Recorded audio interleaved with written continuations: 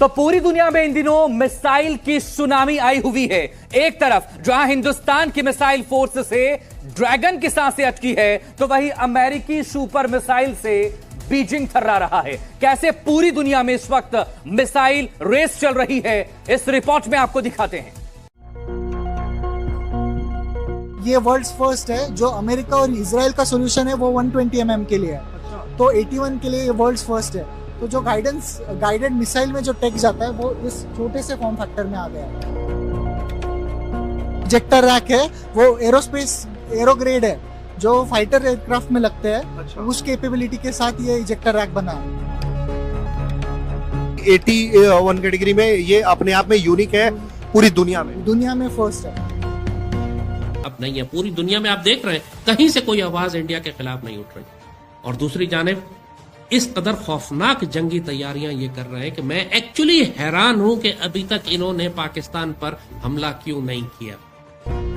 हमारे साथ आदित्य हैं जूस नेमरिक्स के, और इन लोगों ने बेहद खास किस्म के कुछ ऐसे मिसाइलें बॉम्ब्स बनाई हैं जो बहुत अत्याधुनिक हैं, खास है और दुश्मन के लिए खतरनाक भी है। मिसाइल जो है इसके बारे में बताइए, क्या है ये मिसाइल, कैसे काम करता है? तो ये उठाया हिलाल साहब, मैं आपका भी इस पे कमेंट लेना चाहूंगी।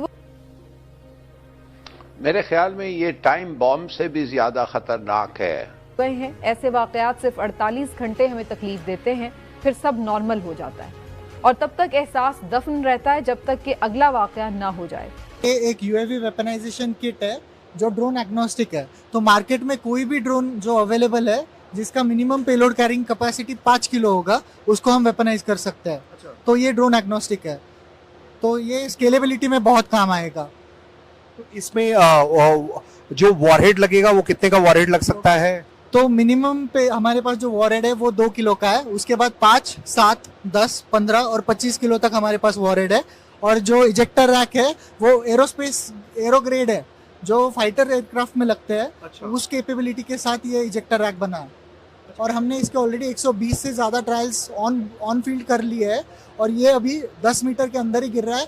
और बढ़िया बात यह है कि 3 और 5 मीटर के आसपास भी गिर रहा है। तो ये वर्ल्ड्स फर्स्ट है। जो अमेरिका और इजराइल का सॉल्यूशन है वो 120 mm के लिए है। तो 81 के लिए ये वर्ल्ड्स फर्स्ट है। हारून साहब, ये तासुर तो है कि इंडिया टेक्नोलॉजी वाइज पाकिस्तान से बहुत ज्यादा आगे। पाकिस्तान तो बहुत है ही नहीं, बहुत ज्यादा का सवाल, क्या आगे ही नहीं है, बहुत ज्यादा का क्या सवाल है। अच्छा, हाँ, हमारे मिसाइल उनसे बेहतर है, हमारे तैयारे उनसे बेहतर है, दुनिया में फर्स्ट है। तो इसको आप लोग कैसे सिर्फ इंडियन आर्मी के लिए अभी रख रहे हैं या वर्ल्ड मार्केट में जा रहे हैं? अभी के लिए तो इंडियन आर्मी प्रोक्योर करेगी सबसे फर्स्ट, और उसके बाद एक्सपोर्ट भी देखेंगे। पाकिस्तानी साइंटिस्ट दुनिया के बेहतरीन साइंटिस्ट, पाकिस्तानी पायलट और साइंटिस्ट दुनिया में बेहतरीन समझे जाते हैं। यहाँ इंटेलिजेंट की स्पेलिंग सी से शुरू होती है, ये अकेला मुल्क है। इंग्लिश में हमारे यहाँ इंटेलिजेंट की स्पेलिंग जो है ना सी से शुरू होती है, समझ जाओ। देखिए, टाइम बॉम्ब वो होता है जिसको आप एक स्विच दबाते हैं और 10 मिनट में 5 मिनट में एक्सप्लोड होता है। मैं समझता हूं ये बॉम्ब जो है इसका स्विच दब गया है। अब हमें ये नहीं पता है कि कितना देर टाइम सेट कितने देर पे हुआ है, 5 मिनट है या 5 घंटे हैं, मगर वो स्विच दबा दिया है। कोई छोटी बात नहीं है, ये डिसऑर्गेनाइज्ड इमोशनल ये नहीं है, ये ऐसा लग रहा था कि टोटली प्लान्ड है। जिस तरह इसराइल ग्रेटर इसराइल बनाने के लिए पूरी मुसलमान दुनिया को तबाह कर रहा है, इसी तरह अखंड भारत उस वक्त तक नहीं बन सकता जब तक ये पाकिस्तान पर अपना कब्जा ना करे। बाकी बांग्लादेश या श्रीलंका या नेपाल या बर्मा इंडिया के लिए कोई प्रॉब्लम नहीं है। इंडिया के लिए प्रॉब्लम है तो पाकिस्तान है।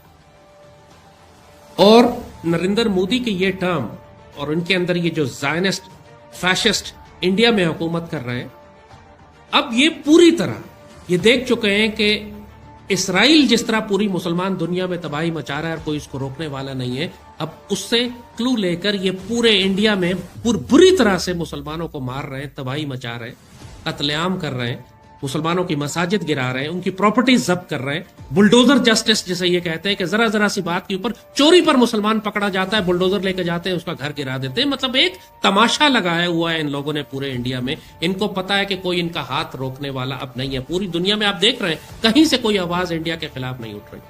और दूसरी जानिब इस कदर खौफनाक जंगी तैयारियां ये कर रहे हैं कि मैं एक्चुअली हैरान हूं कि अभी तक इन्होंने पाकिस्तान पर हमला क्यों नहीं किया।